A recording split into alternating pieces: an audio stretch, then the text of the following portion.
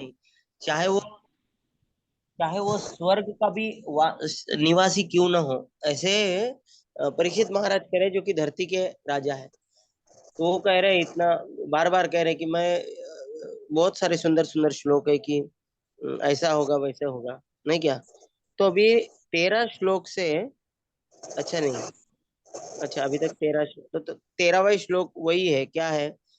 वहां पे कहा गया 13वां श्लोक में क्या कहा है कि हे बैल, आप तो अपराध मतलब मतलब एकदम शांत रहते हो, किसी को कुछ दश किसी को दुख नहीं पहुंचाते हो। बैल और गाय जो है, तो इसलिए ऐसे लोग जो किसी को दूसरे को दुख नहीं देते हैं, उनकी रक्षा की जिम्मेदारी राजा की होती है, ऐसा महाराज परीक्षित कह रहे हैं।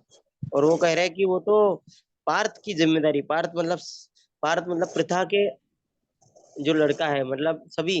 वैसे पार्थ मतलब अर्जुन को भगवान बहुत बार बोलते हैं, लेकिन पार्थ इसका मतलब सभी भी हो सकते हैं, सभी पांडव हो सकते हैं। तो कह रहे हैं कि ऐसा कभी नहीं होगा। तो ये बहुत महत्वपूर्ण है कि जब भी हम कोई लीडरशिप पोजीशन ले लेते हैं, तब हमारे अधिकार में जो मतलब हमारे अधिकार मतलब हमारे अंडर जो जो भी जिम्मेदारी दी गई है, उनके इसमें, एक मिनट है। हरे कृष्णा, कुछ तो आवाज आ रही है थोड़ा। हाँ, माता जी का शायद शिला यादव माता जी का, आप म्यूट कर सकते हैं माता जी। बैकग्राउंड शायद से कुछ आवाज आ रहा है। हरे कृष्णा। तो कहाँ पे हम कि जैसे ही कोई भी जिम्मेदारी लेती है, तो हमको देखना पड़ता है कि कभी जो वीक है, मतलब अशक्त है, अबला जो है, उनकी रक्षा करना, ये इनकी जिम्मेदारी होती है। किनकी जिम्मेदारी? जो लीडर की जिम्मेदारी होती है। ये बहुत महत्वपूर्ण है। और उसमें उसमें भी महत्वपूर्ण है कि जितना हम लीडर पोजीशन लेते हैं, वहां पे पार्शियलिटी नहीं जम सकती। पार्शियलिटी मतलब एक जगह पे फेवर करना दूसरे को, मतलब ये फेवर करना। तो हम देखें तो लीडर मतलब माता पिता जी अपने आप लीडर हो जाते हैं। तो उनके लिए सबसे महत्वपूर्ण गुण का है, अगर उनको अपने बच्चों के लिए अगर सबसे बुरा कुछ करना है, तो एक कर सकते हैं कि एक मतलब बुरा सबसे ज्यादा क्या करेंगे, जब वो एक बेटे को ज्यादा मतलब फेवर करेंगे, मतलब बहुत उसको आगे बढ़ाएंगे, और दूसरे बेटे को कुछ नहीं करेंगे। तो इससे क्या हो जाता है, फिर ये लीडर का क्वालिटी नहीं है, उससे क्या है, दोनों का भी फिर बहुत दुखमय वातावरण हो जाता है। इसलिए अगर श्रीमद् भागवतम में देखेंगे, ये विषय पे बहुत बार चर्चा हो गई कि क्या भगवान इनके ऊपर ये है, क्या बोलते हैं उसको, क्या भगवान राक्षसों का द्वेष करते हैं और देवताओं को का क्या ये करते हैं क्या को, मतलब उनको क्या उनके साथ पार्शियलिटी करते हैं? पार्शियलिटी को हिंदी में क्या कह सकते हैं? कोई पता है पार्शियलिटी? भेदभाव। भेदभाव। भेदभाव, भेदभाव। हाँ हाँ, भेदभाव, भेद। तो भगवान कोई भेदभाव नहीं करते इस विषय, हालांकि जो क्या बोलते हैं उसको, पूरा अध्याय जो है, प्रहलाद महाराज का जो अध्याय सिर्फ इस विषय पे हुआ। बहुत बार ये विषय पे चर्चा होगी, और बहुत महान महान भक्तों ने ये प्रश्न पूछा। युधिष्ठिर महाराज नारद जी को पूछते हैं कि क्या भेदभाव, भगवान भेदभाव करते हैं? तो यही है कि लीडरशिप पोजीशन में कभी भी हम भेदभाव नहीं कर सकते। हमारे तरफ से जो प्रोटेक्शन, हमारा जो प्रेम है, सब कुछ दोनों में सेम ही होना है। नहीं तो हम आगे वाले लोगों के बीच में झगड़ा लगा देते हैं। ये बहुत गलत ये है। दूसरा चीज, प्रोपा जी कह रहे हैं कि गाय और बैल जो है, पर तात्पर्य में कह रहे हैं 13वें श्लोक के, समाज में सबसे अगर कोई अपराध विहीन, मतलब किसी को अगर की कोई तकलीफ नहीं देते, ऐसा कौन है? गाय और बैल। अगर हम देखते हैं हमारे जीवन में, हाँ, मच्छर मच्छर आए तो कभी खुशी खुशी नहीं होती है। वो चूहा आ जाए तो ऐसा लगता है कि कब चला जाए। कोई भी प्राणी लीजिए, ऐसा लगता है कि उनको मतलब कैसे भाग जाए, ऐसा लगता है। लेकिन गाय और बैल ऐसे है कि वो खुद के लिए नहीं जीते। गाय क्या खाती है? उसकी इनपुट, मतलब उनकी जो क्या बोलते हैं उसको, हम समाज में बोलते हैं ना, हम क्या ले रहे हैं और क्या दे रहे हैं। तो गाय बैल बहुत सीधा सादा कुछ तो लेते हैं सीधा, और देने के लिए बहुत कुछ देते हैं। ये बहुत बहुत कुछ, मतलब वो क्या क्या नहीं देते, उनका तो गोबर भी काम का है। उनका जो मलमूत्र भी काम का है। ऐसा है, तो गाय ही नहीं, अब जैसे मुझे याद आया, हम जब हम जब इधर थे, क्या बोलते हैं इसको, हमारा ट्रेनिंग चल रहा था, गुरुकुल बोलिए, ब्रह्मचारी ट्रेनिंग, उसमें हमको 3:45 बजे गाय की सेवा करने के लिए भेजा जाता था सवेरे। हम्म तो उठने के बाद तुरंत ही गाय गौ सेवा करने के लिए भेजते थे।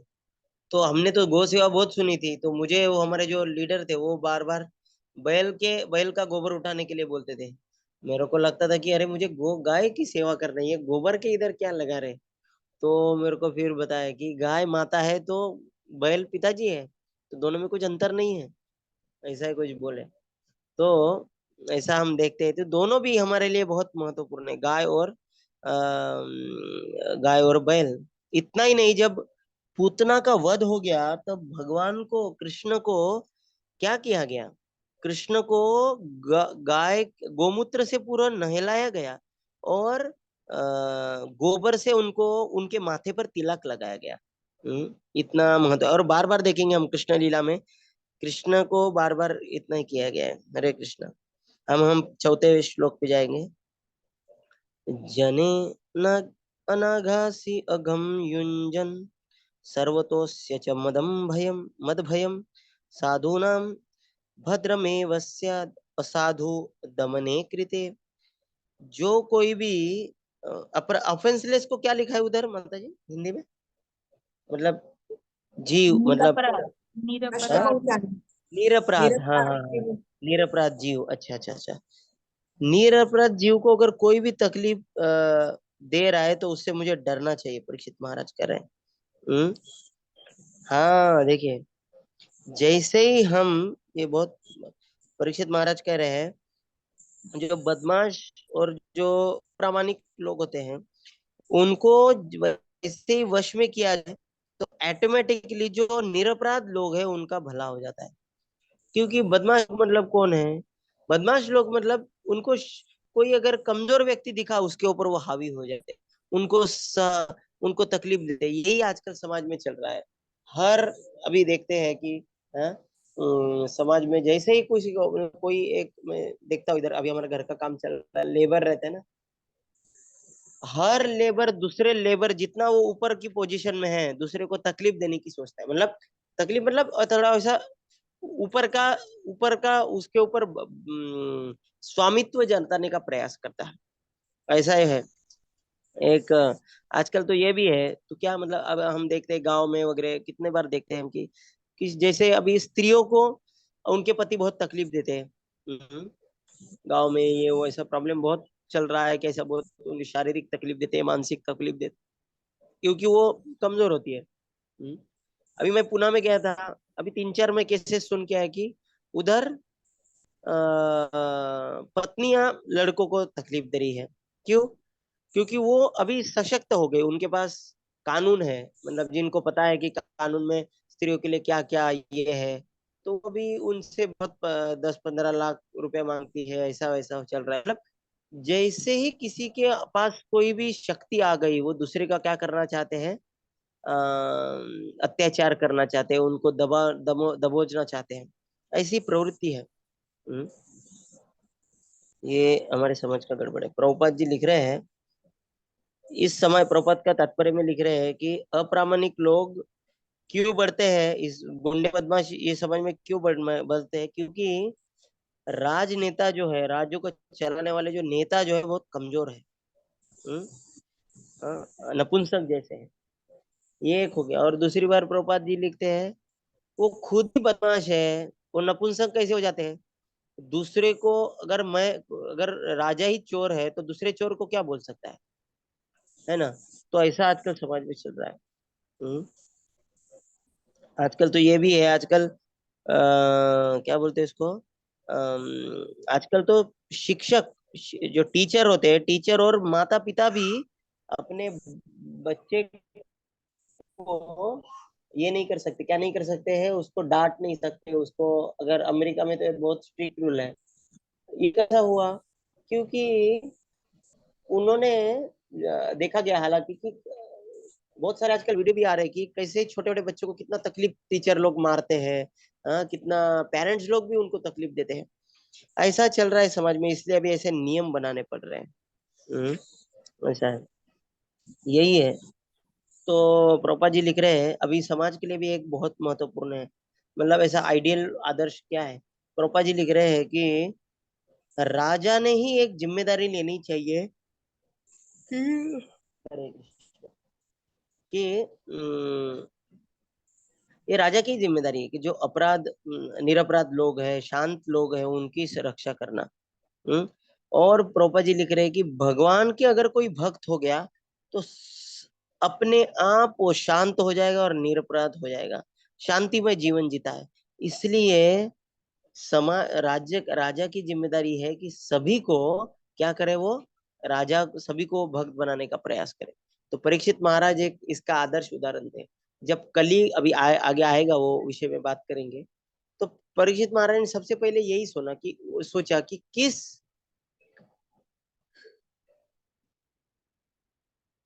किस तरह से राज्य में ज्यादा से ज्यादा भक्ति हो। ऐसा हम देखते हैं कि बहुत सारे जो क्या बोलते हैं उसको, हमारे एक राजा थे, राजा किंग कुलशेखर। कुलशेखर मतलब जिन्होंने एक किताब, जिनकी प्रभुपाद जी ने किताब लिखी ना, मुकुंदमाला स्तोत्र लिखे हैं। हमारे प्रभुपाद जी ने भी उसका ट्रांसलेशन किया, बहुत सुंदर है। वो राजा कुलशेखर वो भगवान विष्णु के इसके अवतार है, किसके छाती पे कौस्तुभ मणि के बहुत महान वैष्णव थे, वो राजा थे।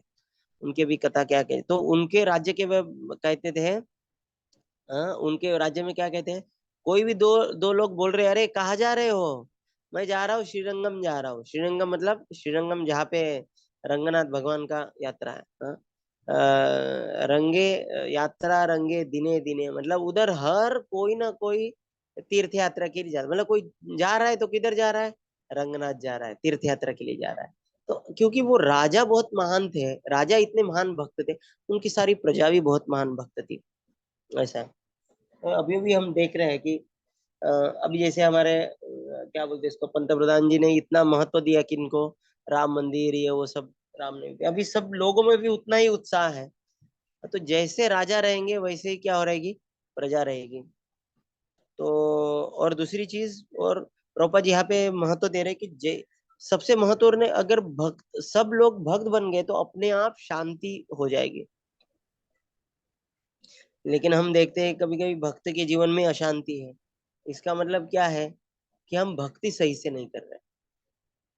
प्रभुपा जी बार बार इधर पहले जो स्कंद में जो है, वो बार बार समाज को बताने का प्रयास करेंगे, जब तक कोई भक्त नहीं बनता है उसके वैयक्तिक जीवन में ना ही सामाजिक स्तर पे कुछ फायदा, मतलब बहुत तकलीफ हो जाएगा। लेकिन अगर सभी प्रॉब्लम का सॉल्यूशन है कि लोगों ने भक्त बनना चाहिए, भगवान के भक्त बनना चाहिए, ये प्रभुपाद जी बार बार सॉल्यूशन देते हैं।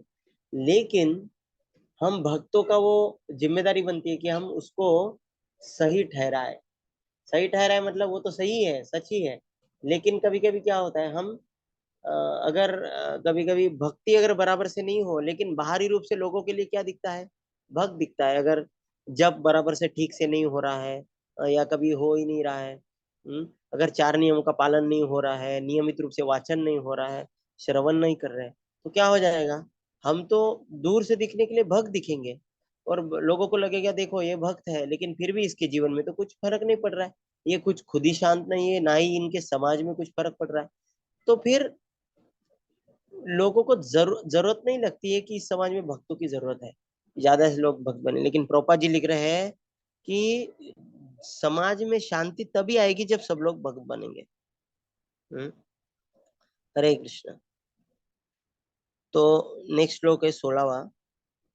अनगाश्वैह भूतेषु यस आगस्कृण निरंकुशः आहार्तास्मि भुजं साक्षात् अमर्त्यस्यापि सान संगदम। जो निरपराध लोग हैं, उनको जो तकलीफ देते हैं ना, उनको मैं वो उनको मैं छोड़ूंगा नहीं, चाहे वो कहाँ के स्वर्ग के वासी क्यों नहीं हो। तो प्रभुपाद जी यहाँ लिखते हैं कि परीक्षित महाराज लास्ट के पैराग्राफ में तात्पर्य में लिखते हैं प्रभुपाद जी कि जो ये लिख रहे हैं, परीक्षित महाराज कुछ ऐसे ही खुद का महान बनाने के लिए नहीं बता रहे, सच में उनमें इतनी शक्ति थी कि वो क्या बोलते उसको, देवताओं को भी पनिश कर सकते थे। तो यहाँ पे महत्व है कि महत्वपूर्ण ये है कि परीक्षित महाराज की इसके पास इतना शक्ति थी कि वो किसको भी दंड दे सकते हैं, दे सकते थे। लेकिन जब खुद पे उनको, जब उनके ऊपर श्राप आया, लेकिन उन्होंने कभी उसके ऊपर प्रतिकार नहीं किया, जबकि उनकी क्षमता थी। हम्म, आराम से वो बच्चे को भी और वो ऋषि को भी और श्राप दे सकते थे, और खुद के श्राप से भी मुक्त होने का उनके पास बहुत उपाय था। लेकिन उनको खुद की ही बहुत इतना, एक्चुअली जब वो आगे आएगा तो ये महत्वपूर्ण है, उसके ऊपर चर्चा बाद में करेंगे हम। यही है महत्वपूर्ण। तो भक्तों को इतनी शक्ति कहाँ से आती है बोलने की, कि मैं अगर, वो सिर्फ यही देखते हैं क्या मैं भगवान को प्रसन्न कर रहा हूँ। अगर मैं भगवान को प्रसन्न कर रहा हूँ तो मैं मेरी ड्यूटी करते समय मुझे किसी चीज से डरने की जरूरत नहीं है। मुझे भगवान पूर्ण रूप से सहायता करेंगे। क्यों? क्योंकि मैं उनकी इच्छा के अनुरूप कार्य कर रहा हूँ। 16वां श्लोक पे जाएंगे। माता जी, कौन से श्लोक तक पढ़ना है, मतलब उस हिसाब से मैं फास्ट जाता हूँ। प्रभु जी 23। Okay, 23, okay. तो प्रभुपाद जी, अगर फिर भी दूसरे 16वें अध्याय में भी वही कह रहे हैं कि कोई भी अगर नियम तोड़ता है तो उसको राजा मैं छोड़ूंगा नहीं। लेकिन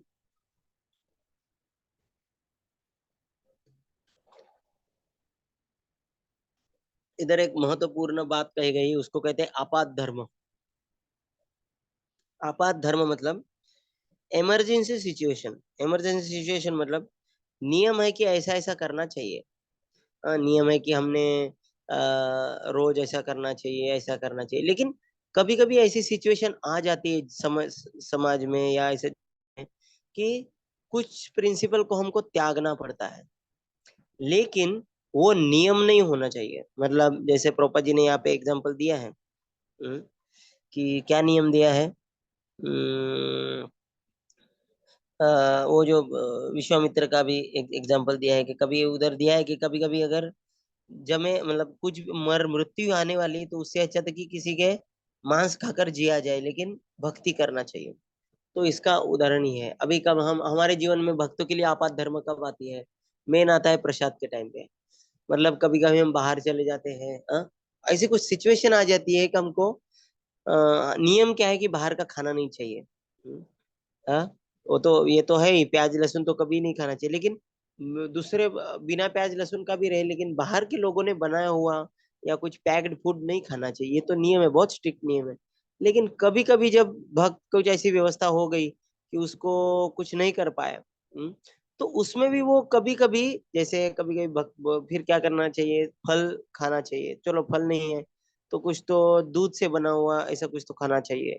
मतलब जितना पास में, नहीं तो ठीक है बिना प्याज लहसुन का भी खा रहे कुछ तो प्रयास करना चाहिए कि कितना मैं स्टैंडर्ड एकदम नीचे नहीं चला जाऊं। लेकिन चलो गलती से, चलो मतलब गलती मतलब ऐसे हो गया कि हमने कुछ लेके नहीं आया, लेकिन उधर अगर हमने प्रसाद नहीं लिया तो हमको बहुत तबीयत खराब हो जाएगी, नहीं तो हमारा, हम जिस काम के लिए जा रहे हैं वो सही से नहीं होगा। तो हमने मान लिए कुछ खा लिया उस समय, तो अभी हमने एक बार खा लिया है, लेकिन मन क्या फिर बोलता है, अरे हाँ फिर क्या है, एक बार हमको निचले दर्जे की आदत हो गई तो वो क्या हो जाता है, वो आदत बन जाती है। मतलब एक बार हमको किसी ने, हमने देख लिया कि क्या बोलते हैं उसको, एक बड़े सीनियर वैष्णव ने कह दिया कि चलो ठीक है, हम यात्रा पे आए, हम कुछ नहीं कर सकते, ठीक है बाहर का ये खा लेंगे, ये कुछ तो खा लेंगे। तो हमको फिर याद रहता है, हाँ उस दिन प्रभु जी ने ऐसे ऐसे किया। तो अब जब भी हम अगर गलत क्या है, उस आपात धर्म को हमने नियम रूप बना दिया, मतलब कभी भी हम बाहर जाएंगे तो हम सोचेंगे चलो वही करेंगे, तो ये क्या हो गया, निंदनीय है। मतलब ये भक्ति में बाधा डालेगा। मतलब कुछ जरूरत है, कुछ ऐसी परिस्थिति आ गई उस दिन है, वो भी भगवान से प्रार्थना मांगना चाहिए। वो भी कभी कभी फिर वो कुछ होने के बाद में, आने के बाद में भक्तों ने एक्स्ट्रा राउंड करने चाहिए, माला जपना चाहिए, भगवान हमसे गलती हो गई। लेकिन वो हमारा नियम नहीं होना चाहिए, उसी स्तर पे नहीं, हमारा चेतना नहीं होनी चाहिए। फिर हम क्या करते रहते हैं, हमारे मन की आदत कैसी है, ऐसे चीजों में हमको बार बार हम गलती करते हैं, हमको लगता है कि नहीं ऐसे ये तो चल जाता है। तो चलता है ये भाव बहुत डेंजर है। हाँ, कभी कभी परिस्थिति में गड़बड़ कर दे तो ठीक है, भगवान माफ कर देते, लेकिन बार बार कर रहे तो ये भगवान माफ नहीं करते। हम्म। दूसरा श्लोक, अभी अभी उत्तर देते, धर्म उत्तर बहुत सुंदर देते।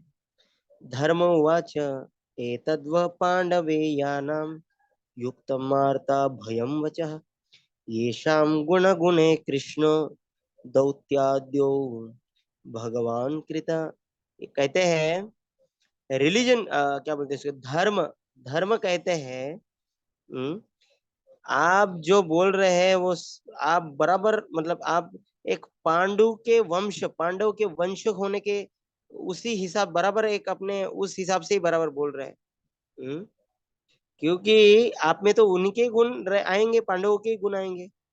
और इतना ही क्या, वो पांडव, आपके पांडव कौन है, जिनके कृष्ण स्वयं पांडव दूत करके आए थे। पांडव दूत कृष्ण। हाँ, यहाँ पे क्या लिखा है, दौत्यादो भगवान कृतः कृष्णो दौत्या। तो भगवान कृष्ण जो है पांडव, उधर भी पिछली बार हमने वो श्लोक देखा था, सारार्थ्य पार्षद सेवन दौत्य, बहुत सुंदर। वीरासनानुगमन स्तवन प्रणामान स्निग्धेषु पांडेषु जगत प्रणीतम च विष्णु किम करोति जगत चरणारविंदे। मुझे अभी श्लोक नहीं याद, लेकिन बहुत सुंदर श्लोक था वो 16वें अध्याय में। वहां पे वहां पे बताया कि कैसे भगवान ने क्या क्या सेवा, पांडवों की क्या क्या सेवाएं नहीं की। हाँ, भगवान पांडव के लिए क्या क्या नहीं बने, सारथी बने, उनके दूत बने। हाँ, भगवान पांडवों के दूत बनकर कौरव के पास आए, और उसके बदले उनको क्या मिला। दुर्योधन ने भगवान को बंदी बनाने की कोशिश भी की थी, इतना हो गया। एक्चुअली मुझे जस्ट अभी दूसरी एक कहानी याद है, मतलब साइड ट्रैक पॉइंट है। हम, मुझे याद है हम एक बार कांचीपुरम गए थे। तो हमारे जो गुरु महाराज है, परम पूज्य राधारमण स्वामी महाराज जो है, उधर आगे आए। और उन्होंने बहुत, कांचीपुरम बहुत एक ऐसा जगह है जहाँ पे दिव्य देशम रहते हैं, जैसे सभी संप्रदाय के ना। तो श्री संप्रदाय में एक 108 दिव्य देशम है। तो 108 दिव्य देशम में से एक ही वो पूरे संसार भर में फैले हुए। तो एक ऐसी जगह है कांचीपुरम, कांचीपुरम, कांचीपुरम। वहां पे बहुत सारी कथाएं हुई थी साउथ इंडिया अपने श्री संप्रदाय की। वहां पे 14 दिव्य देशम है। तो उधर पे भगवान महाराज जी क्या दर्शन ले रहे थे, उन्होंने दर्शन लिया, एक पांडव दूत कृष्ण करके एक मूर्ति है। तो बहुत सुंदर मूर्ति, ऐसे हम जाएंगे, भगवान ऐसे बैठे हुए पांडव दूत के ऐसे, बहुत ही सुंदर विग्रह। तो फिर महाराज ने कहा था कि मैं जन्म, कई जन्म लेने के लिए तैयार हूँ अगर मुझे ये दर्शन बार बार देखने को मिले। तो मेरे को जस्ट ये याद आया। तो पांडव दूत कृष्ण, ये बहुत सुंदर भगवान का विग्रह है। तो वही उसका ये है। तो तो भगवान प्रभुपाद जी यहाँ पे लिख रहे हैं, कि 17वें अध्याय 17वें श्लोक के तात्पर्य में लिख रहे हैं कि भक्त कभी डरता नहीं है। क्यों? क्योंकि वो हमेशा भगवान के संरक्षण में रहता है। कौन ये कहते हैं, एक बहुत सुंदर श्लोक है, ते देव सिद्ध परिगीत पवित्र गाता ते साधवो समदृशम भगवत प्रपन्नम तान्नोपसिद्धत हरेर्गदया विगुप्ताम् नेषां वयं न च वयः प्रभवामि दंडे। यमराज जी छठवे छठवे सिक्स छठवें स्कंद में यमदूतों को कहते हैं कि हे यमदूतों, ते देव सिद्ध परिगीत, वो भक्तों के पास मत जाओ। क्यों? भगवत प्रपन्नम, और वो भगवत प्रपन्न जो भक्त है उनके पास मत जाओ। क्यों? हम्म, गदया भी गुप्ताम। गुप्ता मतलब, गुप्ता ये शब्द का अर्थ है संरक्षण। हाँ? तो भगवान जो है गदा, कौमुदी की गदा लेके वो जो भक्तों के चारों ओर घूमते रहते हैं, ऐसे ऐसे गदा घुमा के। तो ये भक्तों के आजू बाजू कभी मत जाओ, ऐसा कौन बोल रहे हैं? यमराज जी यमदूतों को कह रहे हैं। तो हम चाहे छोटे भक्त क्यों न भी हो, फिर भी हम भगवान की हमारे ऊपर दृष्टिपात रहती है कि नहीं, मेरा भक्त की कभी न, कौन ते अप्रति जानी ही नमे भक्त प्रणश्यति। भगवान कहते हैं, हे अर्जुन, पूरे संसार को ये डिक्लेयर कर दो, ये घोषणा करो, क्या कि नमे भक्त प्रणश्यति, मेरे भक्तों का कभी नाश नहीं होगा। तो अभी हमारी जिम्मेदारी क्या है? हमको बस यही देखना है कि क्या हम भक्त है, बाकी का वो भगवान देख रहे। तो सबको जिम्मेदारी है, हमारी सुरक्षा की जिम्मेदारी भगवान की है, और फिर हमारी जिम्मेदारी क्या है? हमारी जिम्मेदारी है कि हम भक्त रहे। हमारी गड़बड़ किधर हो जाती है, कभी कभी हम खुद की संरक्षा की जिम्मेदारी लेते हैं, लेकिन हम भगवान की भक्ति की जिम्मेदारी नहीं लेते। भगवान बोल रहे हैं कि तुम्हारी सुरक्षा की जिम्मेदारी मेरी है, तुम जिम्मेदारी किसकी लो? मेरी भक्ति अच्छे से करने की जिम्मेदारी तुम लो। तो हमारा गड़बड़ वही होता है कि भक्ति सही से नहीं कर पाते, क्योंकि हम खुद के ही संरक्षण में, हमारे खुद का ही इसमें करने में समय हो चले जाते हैं। ऐसा है, मैं खुद को ही बता रहा हूँ, मैं खुद को ही ये मैं याद दिला रहा हूँ, जो गुरु महाराज से और परम गुरु शिष्य परंपरा से प्रभुपाद जी से सुना है, उसको मैं बस याद दिला रहा हूँ। हरे कृष्णा। तो यहाँ पे कह रहे हैं, प्रभुपाद जी कह रहे हैं कि तो कितने बार तो हमने देखा है कि भक्त बहुत जोश, जैसे अर्जुन जो है, जोश जोश में आके उन्होंने डायरेक्ट बोल ये कर दिया, क्या कर दिया? जब उनके बेटे का मृत्यु ये वध हो गया था, कि कौन अपने अभिमन्यु का वध हुआ, तब उन्होंने जयद्रथ के डायरेक्ट ये कर दिया, क्या? अगर कल के सूरज ढलने तक अगर मैंने जयद्रथ का वध नहीं किया तो मैं अग्नि में प्रवेश कर दूंगा।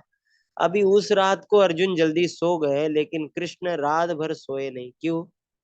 क्योंकि कृष्ण सोच रहे थे ये अर्जुन समझ नहीं आता इसको, इसने डायरेक्ट प्रतिज्ञा ले ली कि कल शाम तक जयद्रथ को मैं मारूंगा। लेकिन इतनी कौरव सेना है, वो उस दिन जयद्रथ के साथ युद्ध करने ही नहीं देगी अर्जुन को। अर्जुन और जयद्रथ के बीच में इतने लोग, इतने सेना लड़ाएगी कि कभी अर्जुन जयद्रथ को मार ही नहीं सकेगा, वो मिल ही नहीं सकेगा। तो फिर भगवान को क्या करना पड़ा? भगवान को क्या करना पड़ा? अर्जुन पूरा दिन मेहनत कर रहा था जयद्रथ के पास जाने के, लेकिन कौरवों ने इतने महारथी उधर रखे कि जयद्रथ वो कुछ नहीं कर सका। और अंत में जब क्या हुआ, जब कृष्ण को फिर कृष्ण ने आइडिया दिखाई, क्या? कृष्ण ने अभी शाम ढल गई ये दिखाने के लिए अपने सुदर्शन चक्र को सूरज को ढकने का ऐसा नाटक कर दिया। तो सूरज को ढकने लगे, क्या बोलते हैं उसको, सुदर्शन जी। जैसे ये हुआ तो सबको लगा अभी शाम ढल गई, तो शाम ढल गई, इधर अर्जुन भी बहुत दुखी हो गया। तो अर्जुन ने आग चिता जलाई और उधर प्रवेश कर रहे थे, लेकिन भगवान ने कहा अर्जुन, तो अर्जुन ने क्या किया, अपना गांडी वगैरह रख दिया और अपने अंदर चिता में जा रहे थे। लेकिन कृष्ण ने कहा अर्जुन, तुम खुद को चिता में जा रहे हो, लेकिन एक योद्धा कभी अस्त्र के बिना चिता में भी नहीं जाता है, तो तुम अस्त्र लेके चिता में जाओ।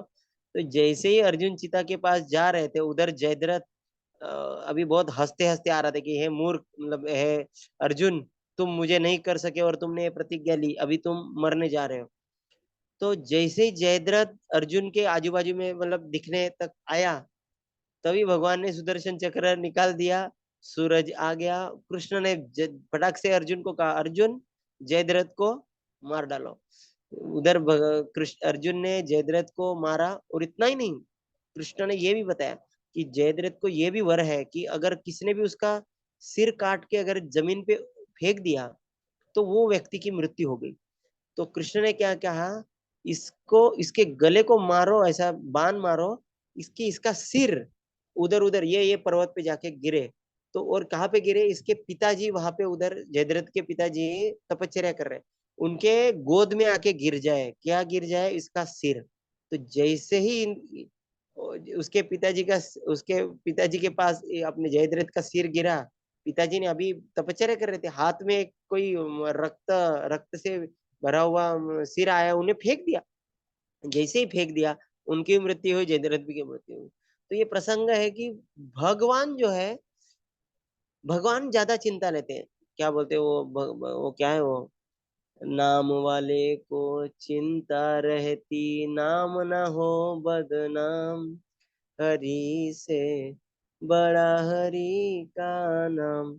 नाम वाले को चिंता रहती, मतलब नाम वाले मतलब कृष्ण को ज्यादा चिंता रहती है कि भाई मेरा भक्त अगर संकट में है तो मेरा नाम खराब नहीं होना चाहिए, कि मैं भगवान कि मैं भक्तों की रक्षा नहीं करता हूँ। हरे कृष्ण। अभी यहाँ पे आता है 18वां अध्याय। तो ये तो बहुत सुंदर श्लोक है सर। नवयं क्लेश बीजानि यतस्यु पुरुषर्षभ पुरुषं तम विजानीमो वाक्य भेद विमोहिता।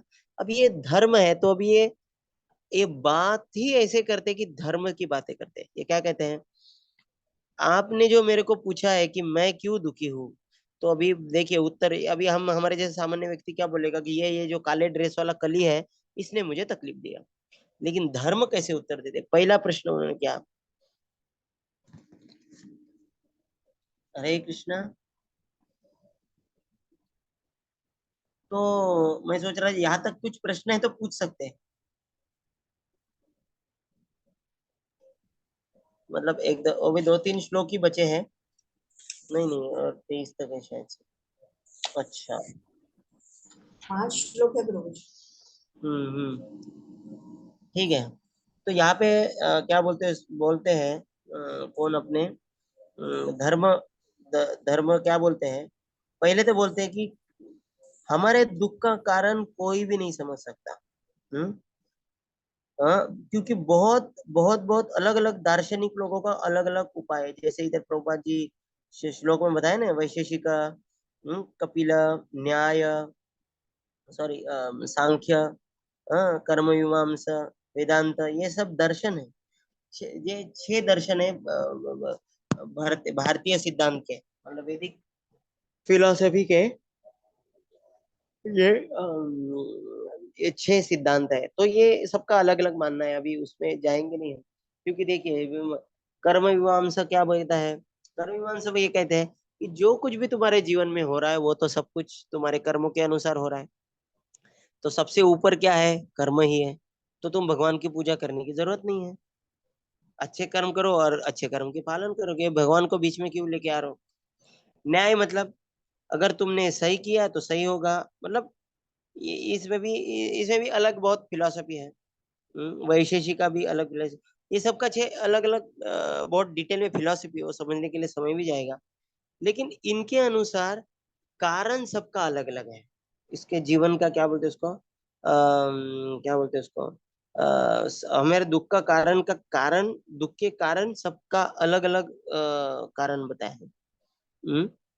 तो ये श्लोक जो है, श्लोक में धर्म कह रहे हैं कि अभी कोई नहीं बता सकता। तो यहाँ पे आचार्यगण कह रहे हैं कि इसका मतलब ये नहीं कि धर्म खुद ही कंफ्यूज है।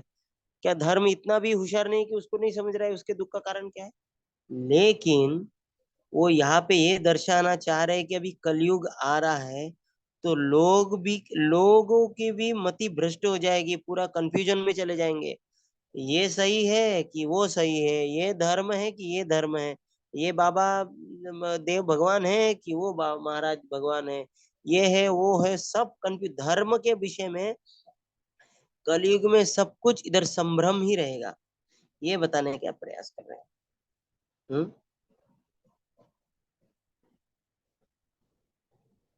अभी प्रोपा जी तात्पर्य में लिखते हैं, दूसरे पैराग्राफ में लिख रहे हैं प्रोपा जी बहुत सुंदर की तरह से।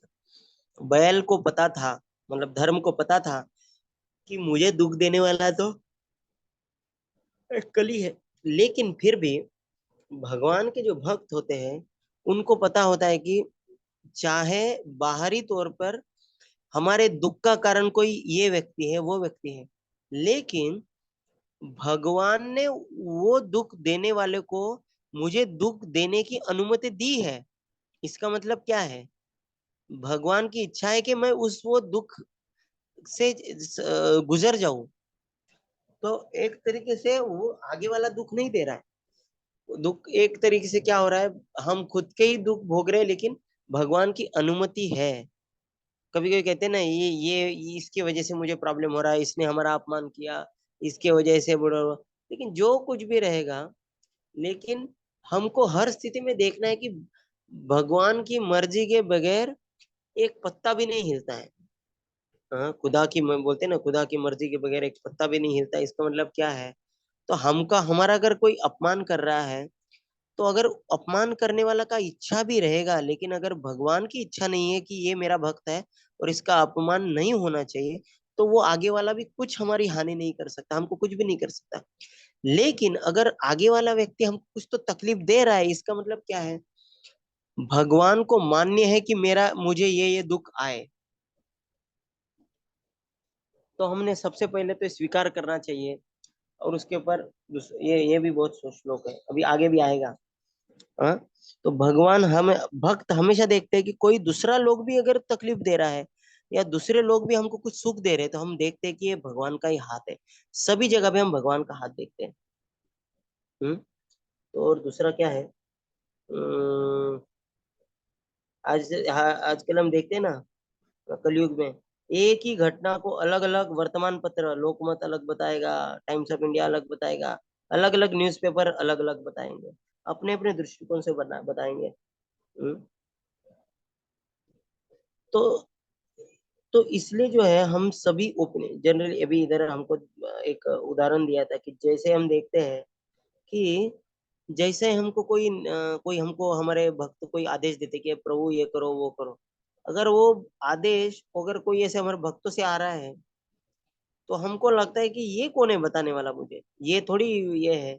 लेकिन हमको समझना चाहिए कि वो भगवान के प्रतिनिधि हैं। हमको जो आदेश मिलते हैं, भक्त कोई भक्त बोलेंगे कि चलो आज आप कुकिंग करो, आज आप चटाई उठाइए, आज आप ये करिए, आज वो करिए, तो हमने ऐसा नहीं सोचना चाहिए कि मुझे ये भक्त काम पे लगा रहा है। हमको ऐसा सोचना चाहिए कि हमको भगवान कृष्ण ने इनको इसको प्रेरणा दी है ये भक्त को, कि वो मुझे बताए, तो भगवान की इच्छा है मुझे ये सेवा में लगाने की। तो एक मेरे को याद है, राधेश्याम प्रभु एक सुंदर उदाहरण देते थे कि एक दिन क्या हो गया, एक पुजारी बीमार पड़ गया, तो थोड़ा भगवान की ड्रेसिंग करने के लिए कोई नहीं था। ड्रेसिंग करने के लिए क्या, जब जब छोड़ने के मंदिर में जब छोड़ के ड्रेसिंग करना पड़ता है। तो एक जो पुजारी के जो मैनेजर था, वो दूसरे भक्तों के पास जा रहा था, बोल रहा था कि हे प्रभु, आप आपका जब छोड़ के भगवान का ड्रेसिंग कर सकते हैं क्या। तो एक भक्त को पूछा उन्होंने। तो भक्त बोला, अरे नहीं प्रभु, पहले बताना चाहिए, मेरा जप वगैरह है।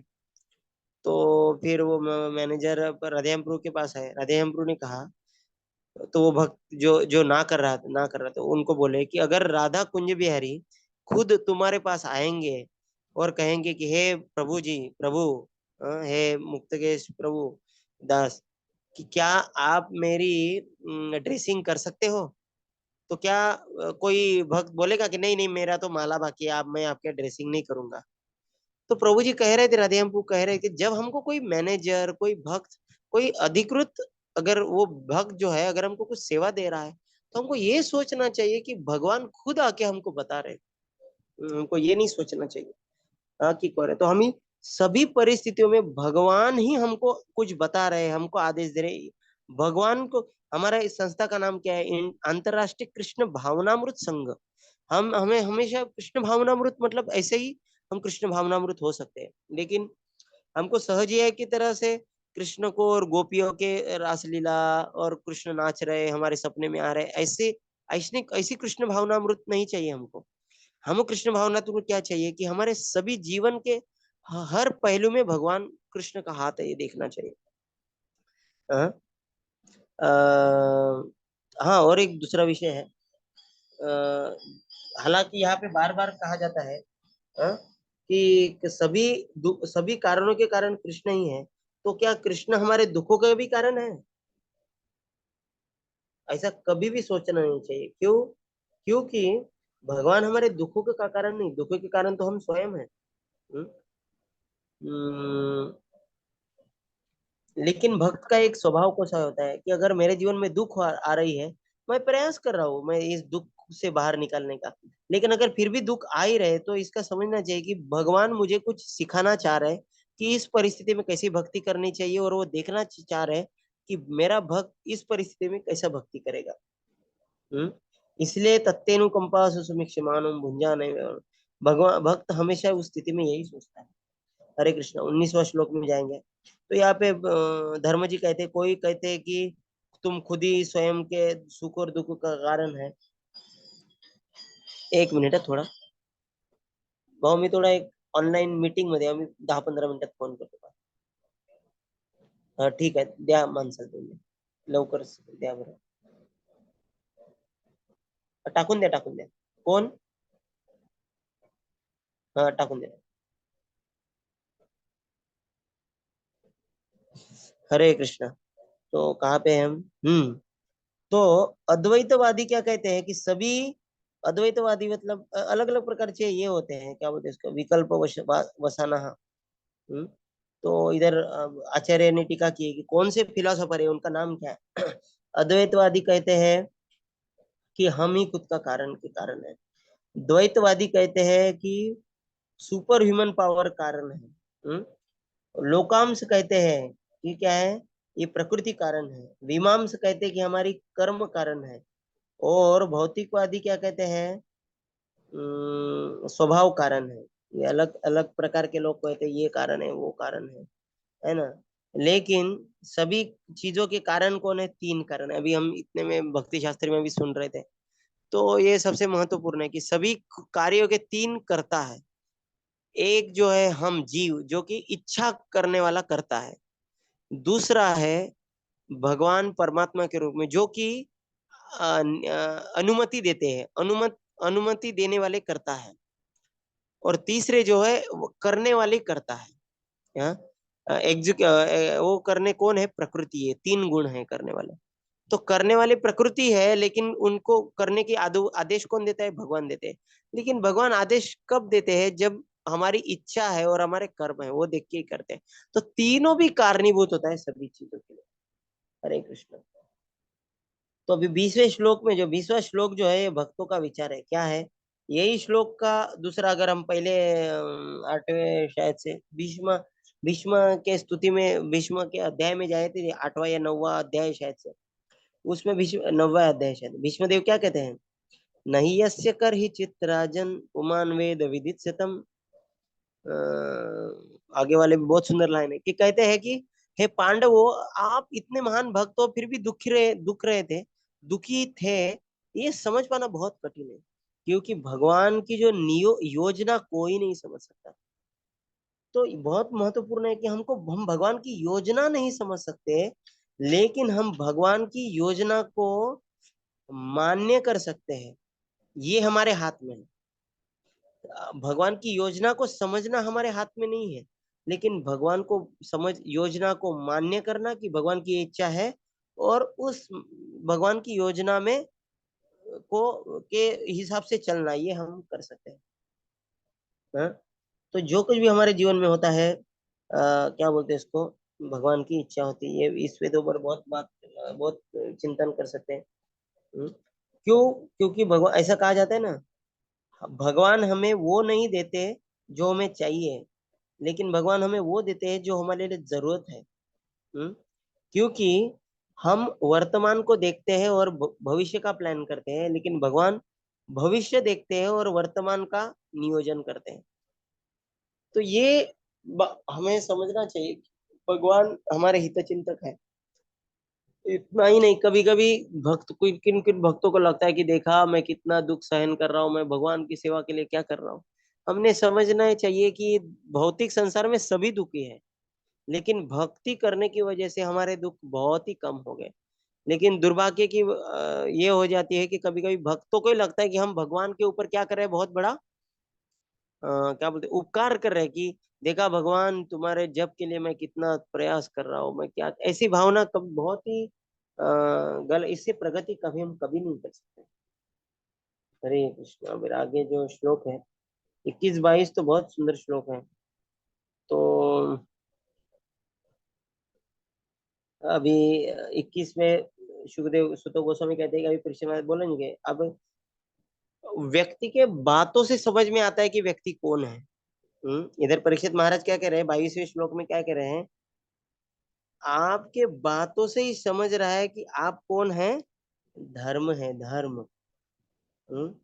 क्योंकि ये बहुत महत्वपूर्ण है। इसके ऊपर तो पूरा श्लोक, एक लेक्चर हो सकता है। क्या है बोल रहे हैं परीक्षित महाराज, जो खुद के दुख का कारण दूसरों को समझता है, वो जो दुख दे रहा है उसको जो सजा मिलेगी, उस उतनी ही सजा इसको भी मिलेगी। किसको? जो खुद के दुख का कारण दूसरों को बोल रहा है। ये धर्म है, ये धर्म बहुत सीरियस है। मतलब हमारे जीवन में अगर हम दूसरों को दोष देने, जो दूसरों में दोष देखता है ना, वही उसको भी उतना ही कर्म में फंस जाता है। ये बहुत सीरियस पॉइंट है। हम फिर से पढ़ सकते हैं 22वां श्लोक। श्लोक का अर्थ समझ में नहीं आए तो सब थोड़ा प्रयास कर सकते हैं। सबने पढ़ लिया 22वां श्लोक? श्लोक का अर्थ बहुत महत्वपूर्ण है। रूपा जी परीक्षित महाराज एक सिद्धांत स्थापित कर रहे हैं हमेशा के लिए।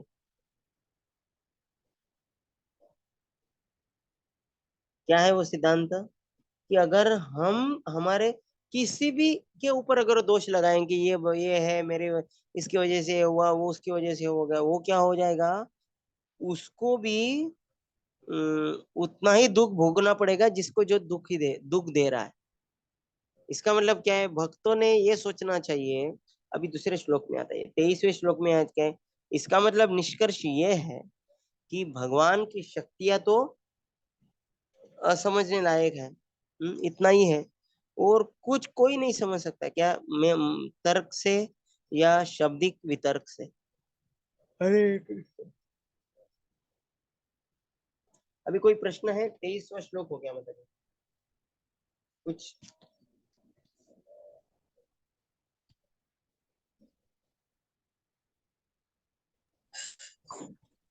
इनका कुछ प्रश्न है तो पूछ सकते हैं,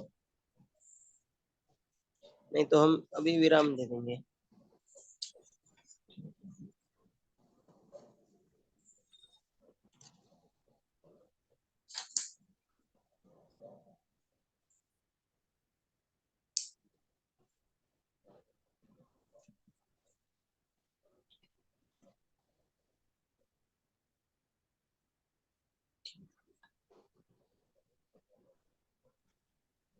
हरे कृष्णा प्रभु जी, दंडवत प्रणाम। दंड दंड प्रणाम महाराज जी। नहीं, बहुत सुंदर बताए 18वां श्लोक का जो अर्थ कि कभी कभी हम ये नहीं लेते हैं सीरियसली कि हमारा दूसरा कोई अपमान कर देता है, तो अब आज मुझे ये पता है कि ये भगवान ही करवा रहे हैं, ऐसा हम सोच सकते हैं। तो हम्म। कभी कभी हमको और गुस्सा आ जाता है कि नहीं, कभी कभी मन में आ जाता है अहंकार की हम भक्त हैं, इसने ऐसा कह कैसे दिया। पर जब हम ये सोचेंगे तो हम जाएंगे, दिन तक पे आ जाएंगे ना प्रभु जी। माता जी, हम इस परिस्थिति में हम सदैव सुखी रहे, आनंदित रहे, मतलब जो कुछ भी हो रहा है भगवान की आदेश के बिना तो थोड़ी ना हो रहा है। अगर चाहे किसी को मुझे दुख देने का इच्छा है, लेकिन भगवान की अनुमति के बिना नहीं दे सकता हमें दुख। इसका मतलब क्या है? भगवान की इच्छा है मैं उस परिस्थिति गुजरूं, नहीं क्या? ऐसा होता है। निकल सकते हैं उसको, फिर बुरा नहीं मान सकते। बुरा जो इस एक्चुअली बुरा मानना एक चीज है, लेकिन दूसरा महत्वपूर्ण है कि भक्त अपने बार बार अपने भक्ति के प्रोसेस को चेक करता है कि क्या मैं सही से जप कर रहा हूँ, क्या है मेरा वाचन चल रहा है, प्रभुपाद जी की किताब पढ़ रहा हूँ क्या, जो मुझे मेरे गुरु ने आदेश दिया है क्या मैं वे कर रहा हूँ। अगर वही नहीं कर रहा हूँ तो मेरे जीवन में तो और दुख आना चाहिए। हरिदास ठाकुर ने, देखिए हरिदास ठाकुर जब 22 वो मार्केट बाजार में, जब 22 बाजार में मारा गया था ना, उनको मार रहे थे वो, तो हरिदास ठाकुर ने क्या कहा कि एक दिन, कुछ दिन पहले वो रघुनाथ दास गोस्वामी जी के घर पे एक बड़ा एक वाद विवाद हुआ। वहां पे कोई तो व्यक्ति हरिनाम कि बहुत ही अपराध जन्य कुछ तो कह रहा था कि अपराध की, सॉरी, नाम अपराध कर रहा था, नाम की महिमा को अपराध कर रहा था।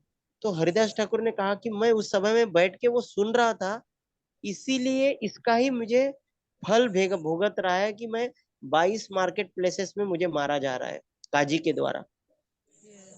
तो भक्त हमेशा सोच रहा है कि मैंने कहाँ का गलती की, और उसकी सजा तो ये कुछ भी नहीं है, मुझे तो और ज्यादा मैंने जितने पाप किए उसकी सजा भुगतने के लिए तो मुझे बहुत चाहिए। अगर ये ऐसा हम सोचे तो तुरंत हमारे जीवन में भी जो भी कठिन परिस्थिति है, उसमें आनंद हो जाएगी। चलो भाई, मेरा हाथ कटने वाला था, सिर्फ मेरा उंगली कट गई, नहीं क्या? ऐसे ये भावना में थोड़ा तो सुख आ जाता है, मतलब संतुष्टि मिल जाती है। लेकिन यही सत्य है। हरे कृष्ण।